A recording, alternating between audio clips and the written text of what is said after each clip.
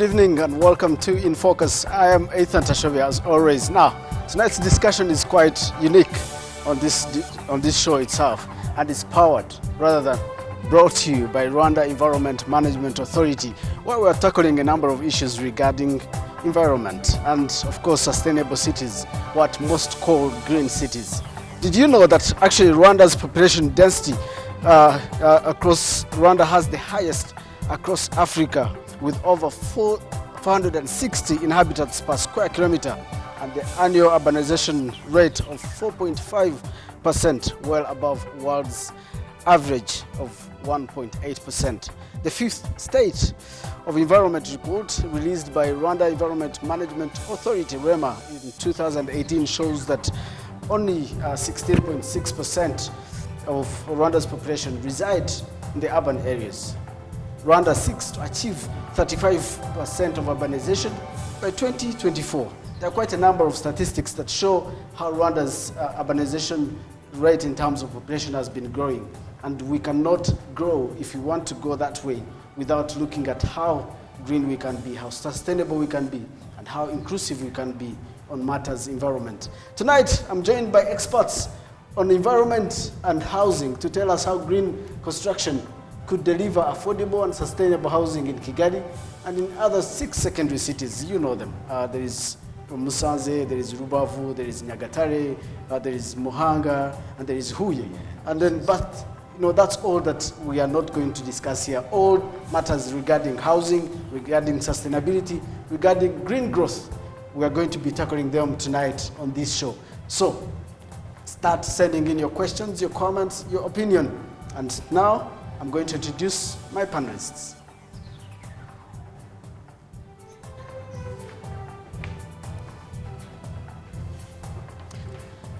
All right, here I am taking my seat. Now, quite an informed panel. You probably have seen it earlier on our Twitter handle here. But let me start it off by introducing on my immediate left, Dr. Correct? Engineer. I don't differentiate engineers and doctors. They always have smart brains and everything. Engineer Koreta Ruhamia, Director General, Rwanda Environment Management Authority. It's not your first time here. Yeah. Certainly. Sure. Thank you so much for joining us. I appreciate your time. And of course, next is Augustine Kamayan, Head of Human Settlement Planning and Development Department at Rwanda Housing Authority. Thank you so much for joining me. Welcome, and I appreciate your time. And of course, after Augustine, we have Miss Inhi Chang. I hope I pronounced that right. Absolutely right, thank you. All right. Chang is the new country representative of GGGI, Global Green Growth Institute, correct. Rwanda representative. How long have you been here? So I arrived at the end of March, so it's been nearly a month now. Being relocated to Rwanda. How green is Rwanda so far? Green is very green in terms of, but I mean, very active in the area of sustainability, and that's, I think, the energy and the aspiration is as green as it can get. Thank you for making your maiden appearance on INFOCUS at RW here at Rwanda Television. And of course, the last but not the least, Odas Kayumba, founder and chairperson of Rwanda Green Building Council. Which organization, I guess? Kayumba is also the managing director and principal architect of Landmark Studio. Thank you so much for joining us here. My pleasure. Yeah? I hope you're well. Very well. A long title here. Thank you for establishing this Rwanda Green Building Organization. I think it was timely. Very timely. We needed it. Sure. Yeah. I will probably, like the question I asked Inhi, I should start immediately with you, Engineer Koreta. How green is Rwanda so far? If you tell us, in general, how far have we gone? I think we're at initial stage. Yes. Maybe people have been misled. When you say green city, green, they think of planting trees, but it's not enough. Green goes beyond trees, beyond the wetland we see. It goes beyond the ecological infrastructure and goes to the hard infrastructures that are greened, and also the mind of people that are green. Sure. Thank you. And of course, tonight we're talking about green cities, sustainable cities. What do we mean by sustainable cities, and what are the components of a sustainable city? A sustainable city is a city that is planned, designed, and developed to be implemented, but with the minimal impact to the environment. But again, to meet the people's needs, the current and the future generation. And again, to be inclusive, designed to make sure you cater for, you provide basic needs for the poor, for the rich, everybody inclusive. That's how I can define the sustainable city. Sure. I would immediately go to Kayumba. Founding a Rwanda Green Building Organization, there are probably some issues you wanted to address. And I would probably ask you, what do you think are the most dire challenges of our building? Are they green? What are some of the issues you wanted to address by establishing this institution? Yeah, thanks, Nathan. Actually, as my colleague just mentioned, people confuse green with the planting trees and having green as a color. Green is more than that. When you talk about green buildings, you're talking about the functioning of the building. You're talking about the design, the use of energy, the use of water, economic and sustainability of that building. So when we go beyond the building, now we come into city, you go into collectivity of those buildings, the neighborhood, the general metamorphosis of the city, the peri-urban areas, and other activities that fits the city. So in terms of maybe challenges or issues we have, the Green Building Organization is very young. It was created in 2016, end of 2016. We were lucky that we were just feeding into the government policy because, as you know, in our country, the Vision 2050 is to have green economy. So we want to plug in our part as the expert in green buildings to fulfill the vision of the country. But obvious, there are a lot of challenges. Putting up standards, having the proper materials for buildings, having more knowledge in terms of designs, architects. I'm an architect by profession myself, engineers, people who can feed into the policy and the direction of the country. So those are challenges, but luckily the Rwanda Environmental Management Authority, Rwanda Housing Authority, and now GGGI are really helping us to get the foundation and get proper. Sure. Yeah. GGI, GGI has been partnering with the government of Rwanda for some time now. What are the main areas that GGI is actually focusing on in Rwanda? I know you're doing quite a number of things with the secondary cities, but give us a bit of details on that. Sure. I think DG Coletta mentioned about the definition of sustainable cities. I think first and foremost, having a common understanding of what that is, and especially in the Rwandan context, is quite important. So having a national roadmap on green secondary city development was something that we started and was launched in 2016. And having that common understanding as a basis for having other than government partners to chip in, like for example REMA, RHA, Ministry of Environment, now the Green Building Council, and other stakeholders are now part of this whole journey. Now that's more at the national level, and now we're going more into the district level, the secondary cities. So in the 6 secondary cities, we're working very closely with the district offices to translate some of those sustainable city concepts at the district level. And we're helping them to capacitate themselves on what that means, and also to implement the ideas at that local level. And the feedback, have you probably got to understand how the local government entities are responding to that? Sure. I mean, it's going to take time. Change doesn't happen overnight. It's a gradual process, but I think gradually they're appreciating the concept of sustainability, concept of green growth, concept of green secondary cities, and we have 6 also district technical assistants there to help on a day-to-day basis on the technical aspects. So we're working side by side with the district technical assistants to help really home in on those sustainable issues at the district level. Sure. Kamaina, Yes. you're in charge of implementation when it comes to sustainability and the building. What role are you playing to facilitate integrated urban planning, you know, not just in the city of Kigali, but across the country? Yeah, thank you very much. Yeah, as it has been said, we, Rwanda Housing Authority, with other government institutions, yes, we deal with policies and how they are being implemented.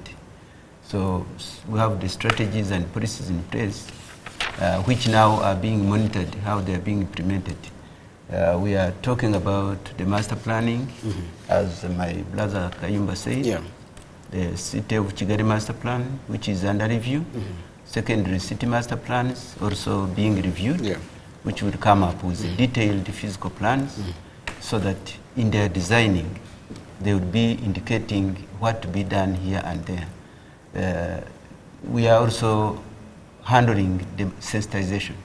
As the DG Rema said, green building or green cities does not only being seen with the eyes, but we have to put it in designs.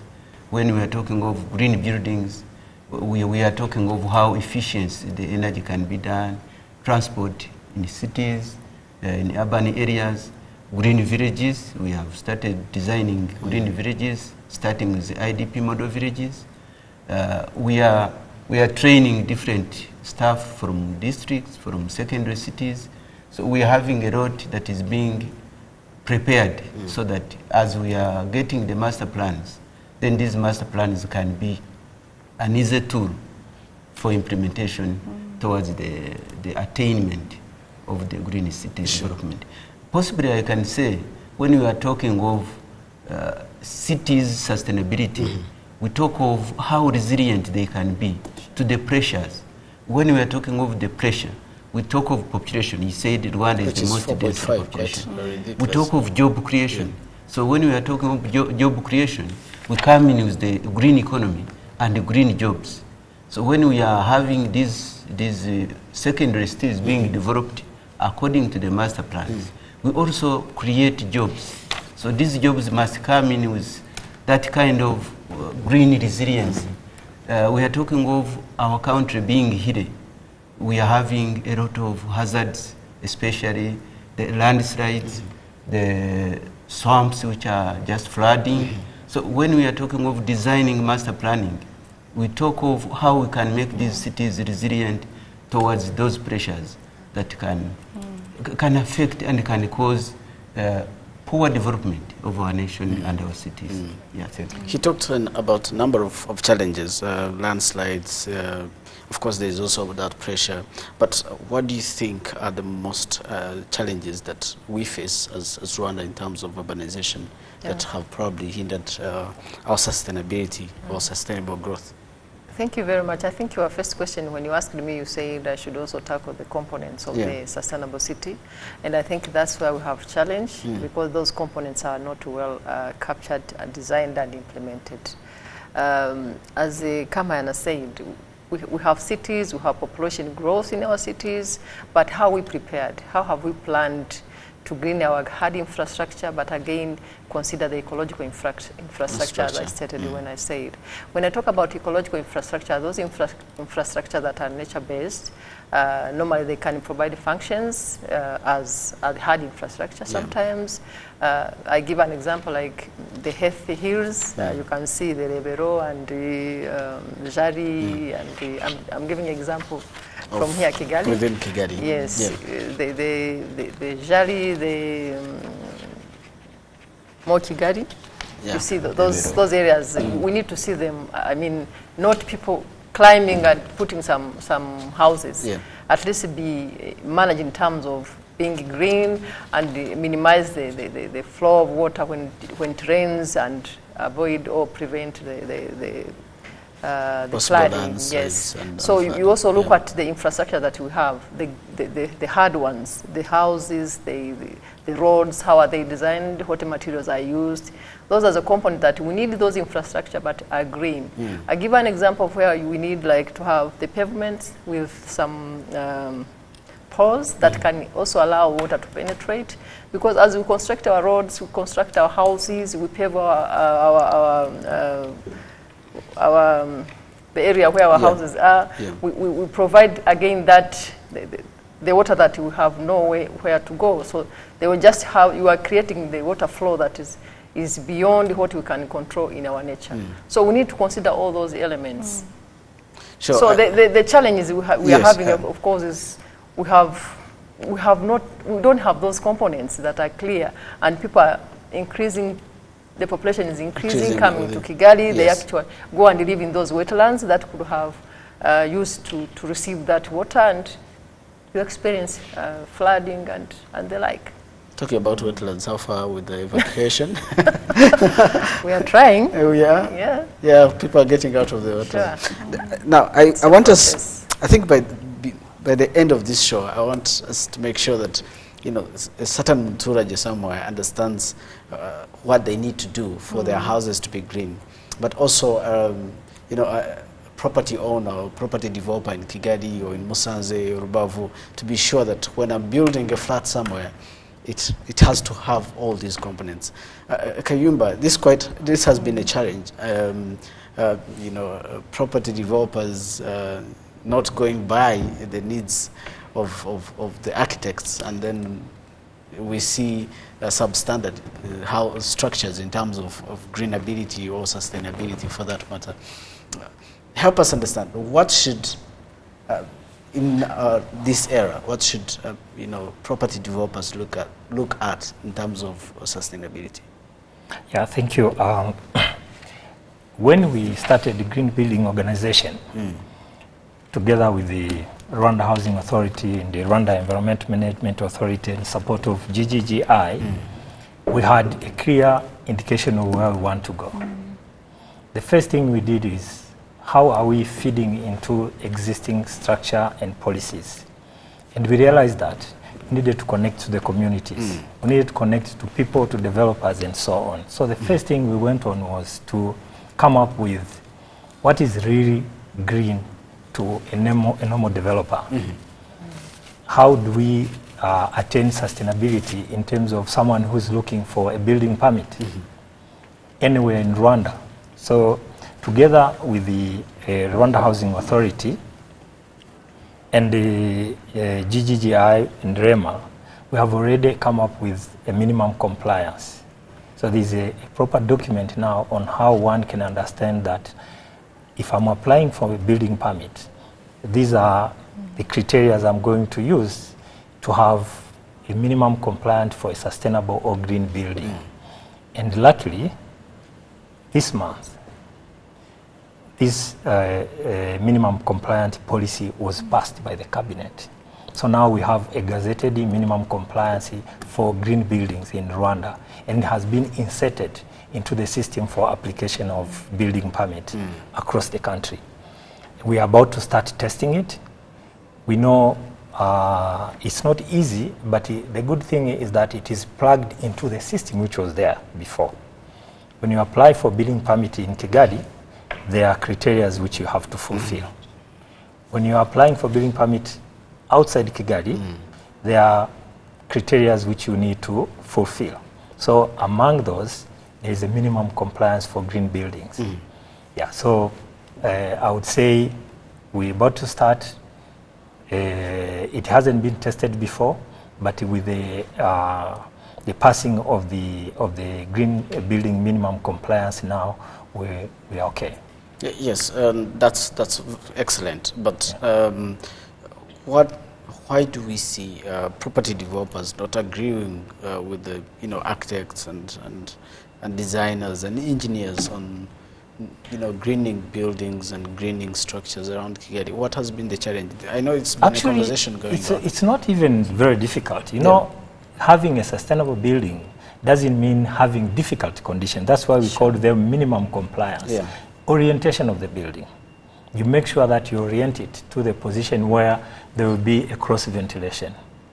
The type of materials you're going to use, you orient it in a position where you're not going to get a direct sun path from east and west.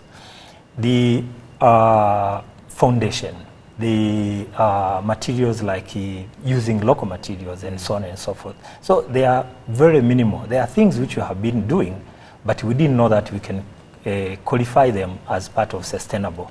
And now we want to align them and make sure that they are part of sustainability. Can I add on that? Sure. Yeah, I just want to add on what Kayumba has just said. It's actually the benefit to the developer and the owner of that building. Because if I use the resource efficiently, it's economically I'm benefiting. If I'm using, you know, if you look at most of our infrastructures or different houses, you find you have one switch for the lights that can switch different rooms. So sometimes we are using energy where you don't need it. So those are the things that we should consider when we are designing our buildings. So sometimes it's not really costly. It's actually saving in the long run because you will be using less resources. Green is not costly. No, it's not. But people think it is costly. No. That's the mindset. That's the mindset. Yes. I want you to share some best practices from you're from South Korea, and probably what some of the things that we can learn from that side. South Korea is probably advancing in terms of green ability. Can I call it green ability or sustainability? Same. I mean, it's green growth. What can we do to make sure that, you know, as we review the city master plans and the city of Kigali, the 6 secondary cities, we make we involve or we include the components of green growth? I think one of the first things that I've realized was transportation, which is one of the main issues on sustainable building, sustainable cities. Now, transportation also emits a lot of greenhouse gases and other air pollutants, which is harmful to the citizens' health. And it's quite visible, and you see the grey skies in the mornings. And of course, Seoul has also been suffering from low air quality of late. But we have very good public transportation, for example, that people then would use public transportation instead of their cars to travel from A to B. So I think that public transportation component could be something that Rwanda could probably pick up and really implement. And I think also having been in Kigali for about a month now, I see that, you know, it's quite limited to go anywhere without a car, and which could be one of the areas I think we could maybe focus on, instead of really going towards that green growth path and making Kigali and other secondary cities more sustainable. Interesting. How do we change the mindset? Tell people that, hey, drop your car, we have good buses, we have... How do you make that? How do you improve that, Kama? And of course, I think you're likely to chip in. Thanks very much. All of you, sure. I think mindset change starts with better planning. Because what we have not been experiencing is not because we have them and we don't need to use them, but they have not been there. So in our planning now, in transport planning, transport master plan, in the master plans of the Kigali city, for example, we are working together to look at the housing, but also looking at transportation.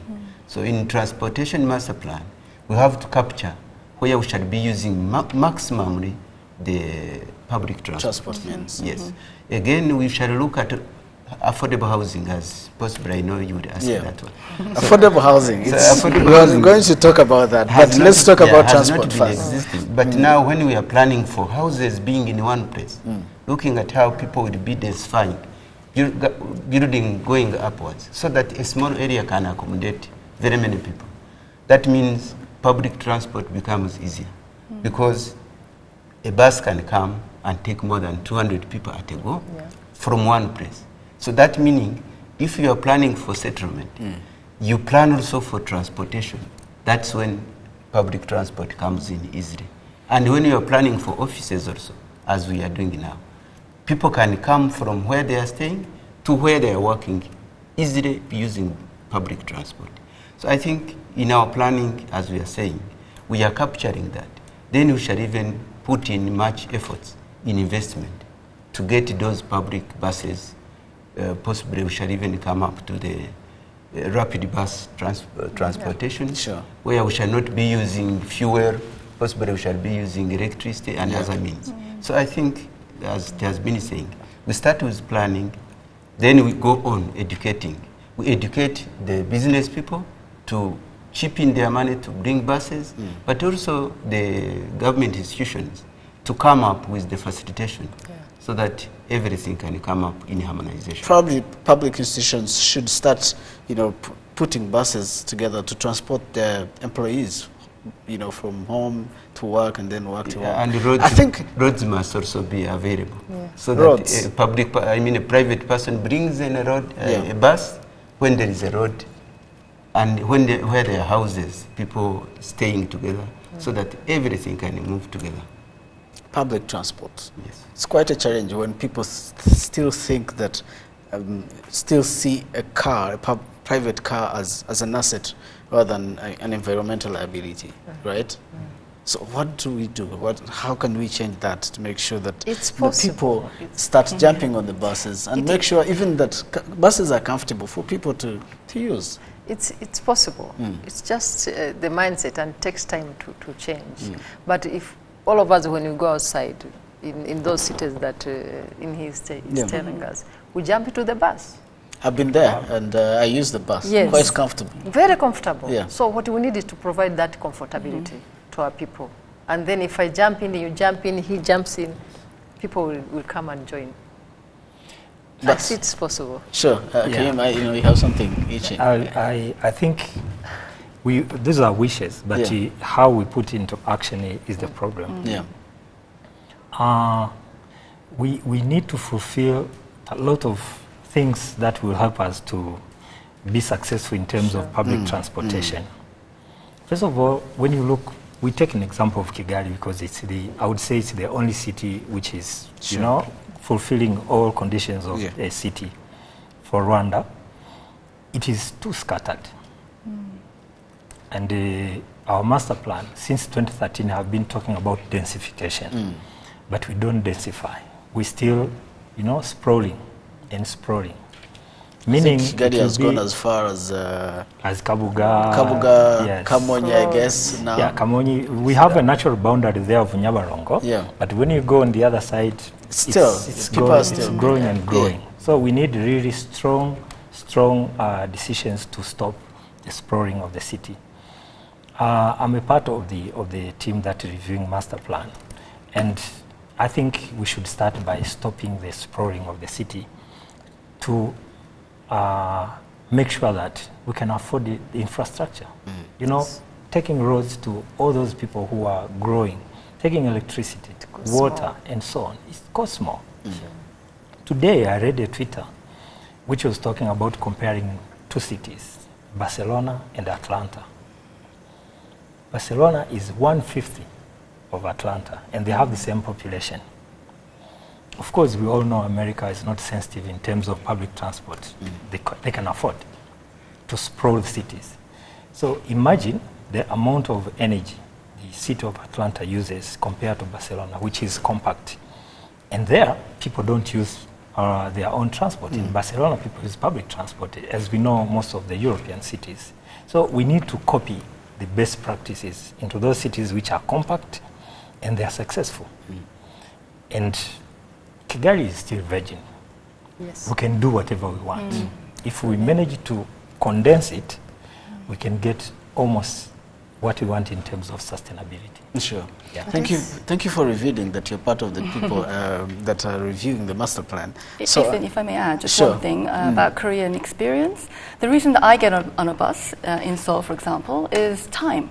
It saves time because the traffic congestion, it takes time to be in a car to go somewhere because there's congestion. In a personal car. In a personal car. It takes a lot of time. Exactly, because we have a dedicated bus lane, for example, that there's a dedicated lane for public transport to use, and it's private cars are not allowed to be in that lane, and that makes buses much faster to go from A to B, and it saves a lot of time, saves money. It's just good for economically as well as environmentally, but for personal, it's very good for economic purposes, and that's why I get on a bus instead of a car. I wish I had the Minister of Infrastructure here to know if we are actually having the designated bus. He can speak on that. But you can mention that. Are we going to see a designated lanes for buses very soon in Kigali? Very sure. This is under the planning, the Kigali master plan. Those bus lanes are being considered. I think in our next master plan, we shall have to start implementing them. So this is in our plans, and it is not a dream because you plan first, you mobilize resources, and then you implement. Is there any timeline? It will, as we complete the master planning, then the timeline. The new Kigali master plan, yes, which is being worked on. Yeah. When is it going to, be completed? By June, I think. By June this year, yes. this month. I want to have a few inputs of what. Just reveal something of the master plan. What should we look forward to? What is in there? I understand you've had your inputs in the master plan as Rema, Yes. but Kayumba will also reveal more details. We want to know. We're journalists and we're citizens. We want to know what is actually. First of all, it's not a new master plan. We have a master plan, which is a law since 2013. It's being reviewed. This is being reviewed for the first time because the life of master plan is until 2040, 2050. Yeah. But now, every 5 years, we do a review. So this is the first review of the master plan. What are we doing mainly? We're collecting a lot of comments and the recommendations from all over the city and beyond the city. We're trying to make it very flexible. Because originally, people were complaining that the master plan is too rigid. And looking into all those bottlenecks which existed in the first 5 years of implementation of the master plan. So basically by June, as the Deputy DG mentioned, we're going to have now another part of the master plan which is going to take us to the next review, which is 5 years from now. And I would say it has sorted a lot of grievances and issues which happened or were clear in the first 5 years. I'm sure you heard about the easing of getting building permits. Now the steps have come from 15 to 6. There are even things like building requirement or regulation in certain areas where you didn't do like commercial, now you can do mixed buildings and so on and so forth. Yeah, so by the time it comes out, it's going to show lots of differences in terms of sustainability and also in terms of flexibility. Sure. And I think that will also try to minimize that sprawl, urban sprawl that you're talking about, because people would prefer to go, out of Kigali a bit because they could not afford to construct where they have the land because of those difficulties. Yeah. So I think it's one way of trying to correct the mistakes we did. Sure. Now, let's go for a very short break. But when we come back, we want to understand what is being done at Rwanda Housing Authority to make sure that we have affordable housing in the city of Kigali. Affordable housing has been talked about. What is affordable housing? Anyways, those are some of the questions that have been asked. And when we come back, we'll probably get some of the answers that you want to hear regarding housing in the city of Kigali.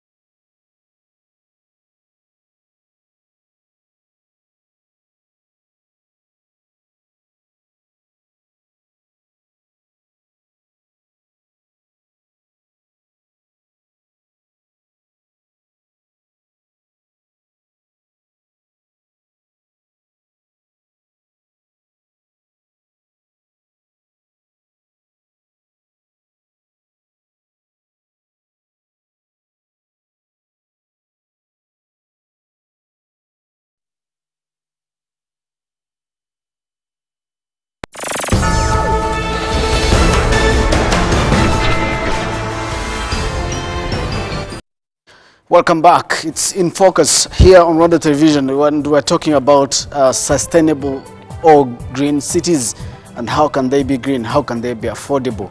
And those are some of the questions we're answering tonight. On some of the comments here, let me start it off with this one. This is Didier Champion. I'm always surprised by the meaning of affordability by our officials. Is the 40 million Rwandan francs really affordable? That's the question. And I responded saying, very good question. I think I will get the answers. There's also another one here by Nwarane Confident. The reason why it's not affordable, it's because of the tax price on the houses. And I also think that the master plan we have as the Kigali city is copied from other counties, not from our choices and affordability. That's an allegation. I don't know if that's true, but you'll tell us, Mr. Kayumba. Connection between people and prices should be put in place. Most of your comments are actually about affordability. And now, let me go back to affordability, as I promised. Mr. Kamayana, what is being done to make sure?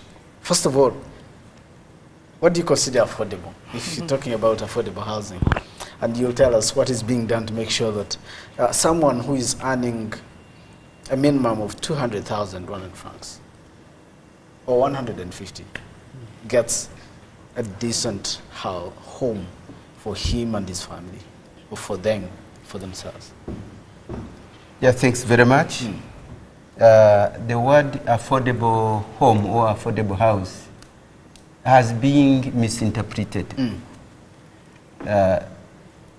Affordability is a bit wide in definition.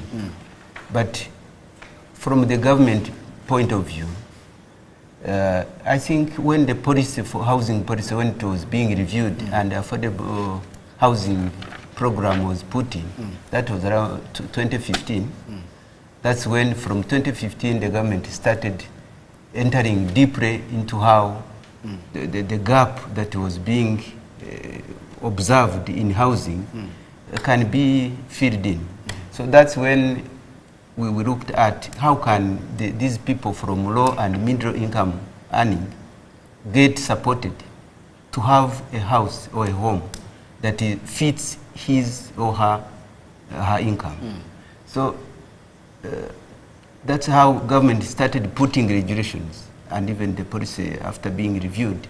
That's when we said the government is going to put in infrastructure in that part of apartments that has been developed so that it becomes a subsidy, so that when you are going to buy a house, they don't include in water, they don't include in electricity, they don't include in roads, fiber networks, etc. So when you take out that, almost 30% of the cost goes. Yep.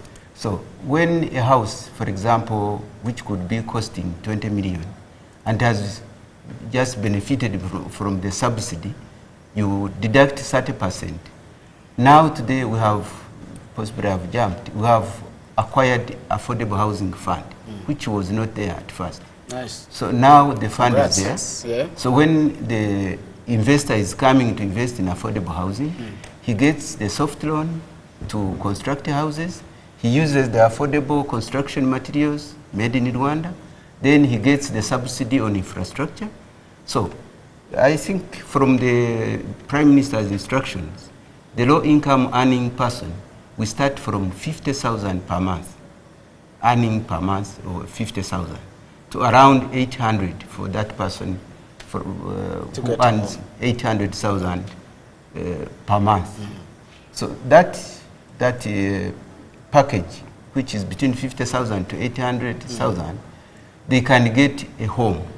But of course, that one of 50,000, we not get a home equivalent to that one of 800. Yeah. But what we know, the 50,000 earner can get a home which fits for his family. Is that like a bedroom and we start affordability. We start with 1 bedroom and a sitting room and other facilities. For example, for those who are still singles, then we go to 2 bedrooms and the other facilities to 3 bedrooms and other facilities. They even go to square meters. You may decide to have 1 single room with 40 meters squared. But me, I may decide to have a one bedroom with 15 or 20 meters squared. Sure. So the affordability, because cost goes with the meter squared which you select.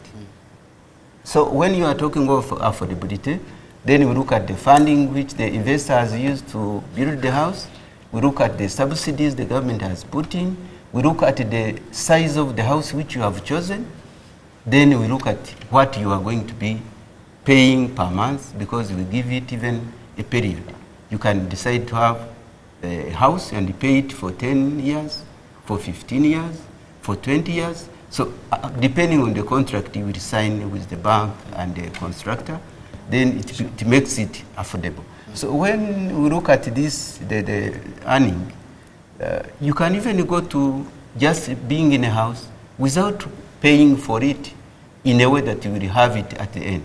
It is rent to own, there is rent to own, and get it fully when you have paid it. So there are 3 affordable characters. So you select which one you like. And when you look at the 50%, you can get a house between 5 million to 18 million to 25. I think the highest maybe go up to 30, depending on the designers. Because when they are assisting in designing the affordable homes, then there are some areas where they make it a bit luxurious. So when you feel your affordability is higher, then you can go to a more luxurious house, which may be costlier than that one, which is a bit simpler and affordable. Thank you. I just want to add on what Kamal has just said. You know, sometimes I see Athan has a certain house, I want the same, but yet we don't have capacity, it's equal capacity. And that's what he was trying to explain. I think in our mindset as Rwandans, we should think, you know, on what I can afford. Not because somebody has this, then I want the same size of the house, you want 3, 4 bedrooms, yet 1 bedroom is enough for you. I think that sort of can contribute to affordability of the house. And again, the construction of materials that we use, we find most of the people we import from outside.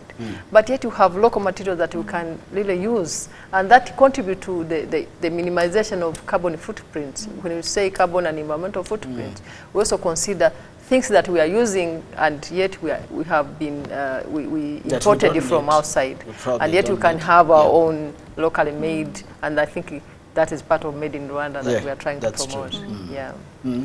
I think, as they said, affordability have got different angles.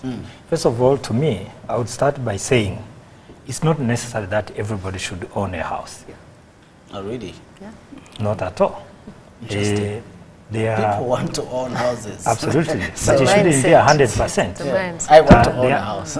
Good. There are other people who would like to rent throughout their life. And there are others who would like to own. For those who want to own, I'm sure there are a bigger percentage compared to those ones who want to rent. There should be a way of getting homes that are within the bracket of their income. But it goes back to a lot of factors.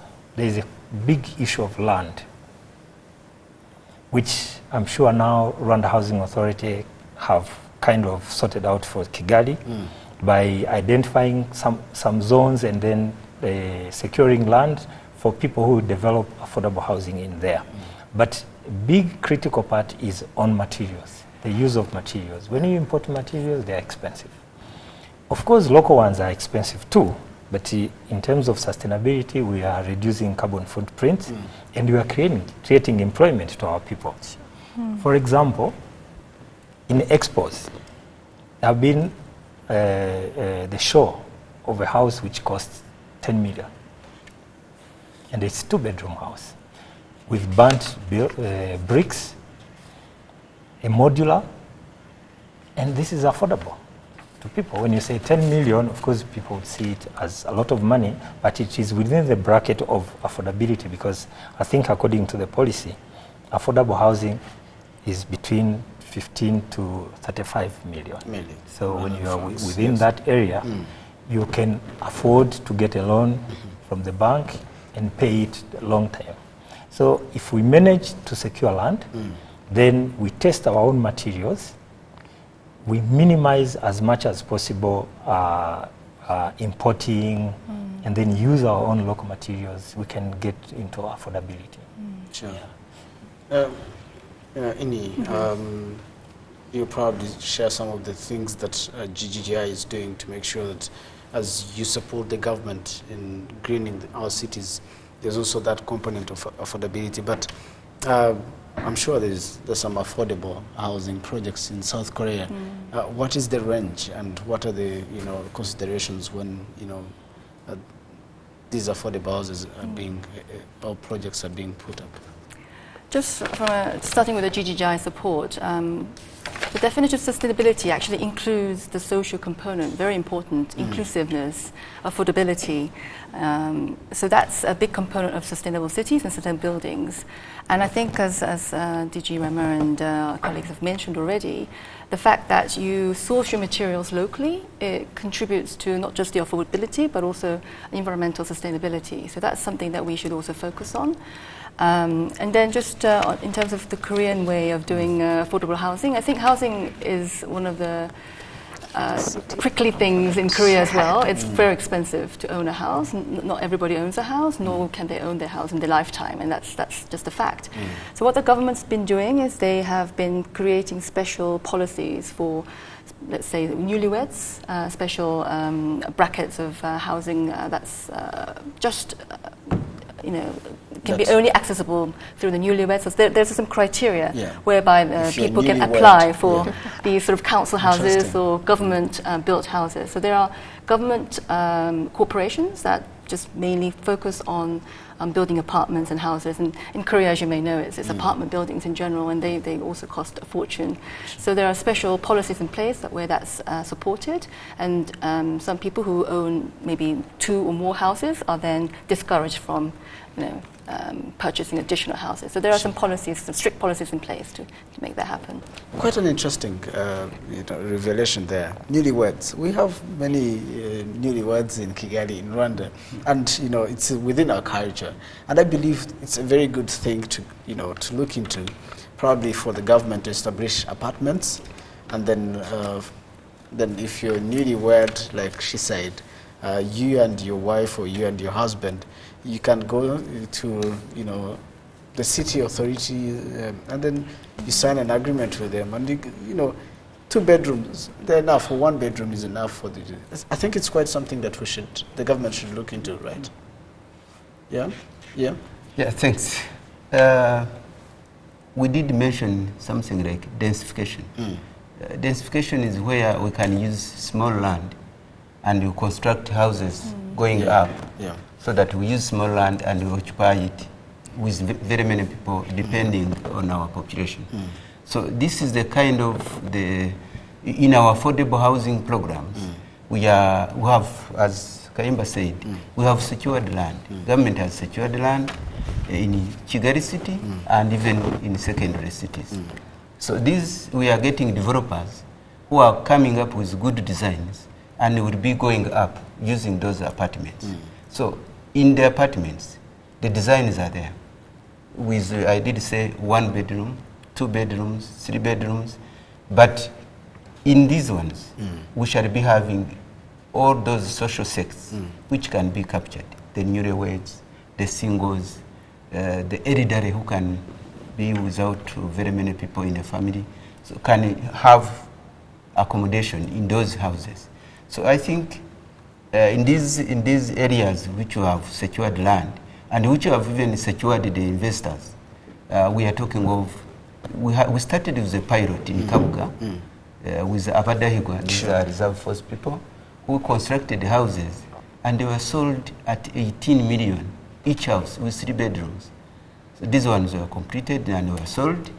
They are building a second phase, which is starting soon. I think they have started.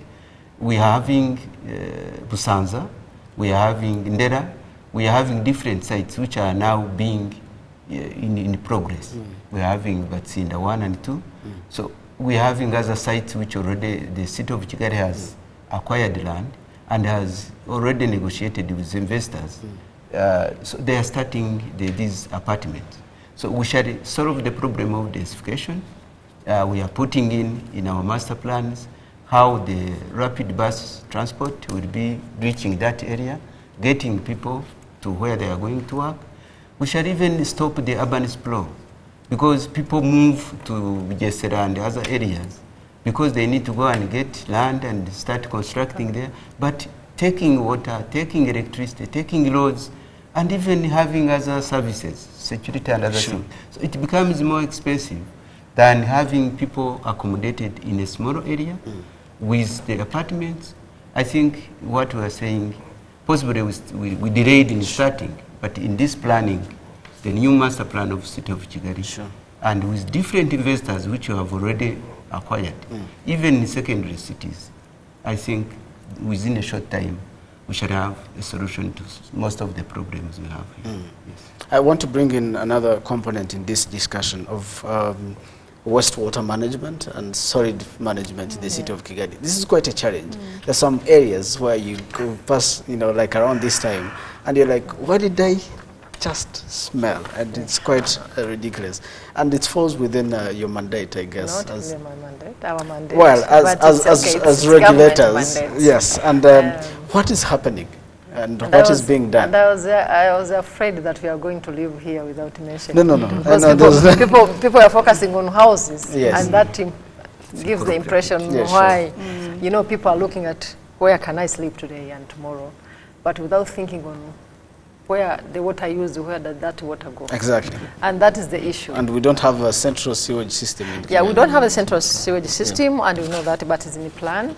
However, it will not cover the whole area of Kigali. It will be part of Kigali. But I want to bring to attention that it has been an issue and a very big challenge. When we say our city is clean and yet we don't have a centralized system, and the on-site systems are not actually performing well. Yeah. As you said, you can pass near Kigali Height, you can hear. Thank you. I didn't want to mention that. That's very beautiful. I actually wanted to mention a place near your office. That's very beautiful. That's where her office is. Okay. So I think that has been a challenge. And if you look at, when you ask a developer to put his own on-site system, it actually costs more. And that's where the government has to come in and see how we can have a centralized system to make actually that investment cheaper, because when you ask a developer to put his own on-site system, costs more and the running cost is very high. So we are trying to see how we can scale up different systems. We started with the one planned at Gitichinyoni for Kigali City and scale up. But again, we are emphasizing on secondary cities to be. That's what I'm saying. When you plan infrastructure, you know what are the infrastructures required, how can you implement, which starts first. I think is very key. So, has the city of Kigali mentioned, we actually don't, my director says we don't have a lot of time, but what is being done? Is there anything that we should expect, probably Rwanda Housing Authority, on regards central sewage system and water waste management? Yeah, with the city of Kigali, the central sewage system is, I think they are finalizing with WASAC. It is, I think, very soon to start the implementation of the designs which was approved. But we are also working with World Bank. I take just a moment to talk about it. It is supporting the government of Rwanda to develop infrastructure, to fast-track urbanization. So among the projects, we have also the sewage waste management. In the secondary cities, we have road construction, drainage systems, and solid waste management. So I think even the government's own budget has been capturing some of this. So I think by the end of the master planning in the secondary cities and in its city of Kigali, it will have captured the sewage waste management designs and implementation strategy. In one sentence, each one of you probably will tell me, what do we need to do as citizens to make sure that we achieve sustainable cities or sustainable villages, which is SDG goal number 1? Real fast. I go straight to what I'm here for, which is to represent the organization of Rwanda Green Building. First of all, it's not in isolation. Yeah. We can attain sustainable development goals Yeah. by implementing the minimum green building compliance, which is very simple and can easily be followed. We're going to test it. We have 20 seconds, I'm told. So, Yes. yeah. We can test it. We're ready to go. And I would like all institutions which work with us to start applying the minimum compliance for green buildings. Sure. Your last word? Okay, so we think globally but act locally. Whatever we do matters globally as well as at the municipal level, at the regional level, at the global level. So if I turn off the lights, it saves electricity, it saves the environment. I think that kind of extrapolation exercising is quite an important exercise to have. Thank you so much. Let's end it here. I'm told, unless my director is actually whispering in my ears. Okay. Allow me to end this discussion here, but it doesn't just end here on the TV set. The conversation goes on. There's an INFOCUS hashtag, INFOCUS RW. There is always the ministry, the REMA is always open, Rwanda Housing is always open, GGI, I guess it's always open, and you can always contact Kayumba over there to guide you on how you can build sustainably and green. Thank you so much for joining us here on Rwanda Television in Focus. As always, I'm Ethan Tashobia. Have a good night.